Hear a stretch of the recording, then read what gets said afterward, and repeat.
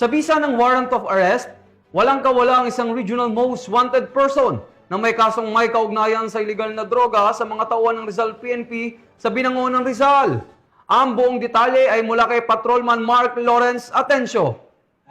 Isang regional most wanted person sa pinagsanib na puwersa ng Antipolo Component City Police Station, CIDG Rizal Provincial Field Unit at Regional Mobile Force Battalion 4A sa Binangonan, Rizal nito lamang Oktubre 1, taong kasalukuyan. Kinilala ang sospek na si alias Jojo, pawang residente ng Barangay Kalumpang, Binangonan, Rizal. Naaresto ang sospek sa bisa ng warrant of arrest para sa kasong paglabag sa Republic Act 9165 o Comprehensive Dangerous Drug Act of 2002 na inalabas ng Regional Trial Court Branch 68 Binangonan, Rizal. Ang Rizal Police Provincial Office ay patuloy na magsasagawa ng operasyon laban sa mga taong may pagkakasala sa batas upang mapanatili ang kaayusan at ligtas na komunidad.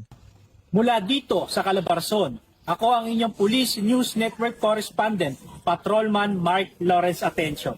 Alagad ng batas, tagataguyod ng balitang pulis.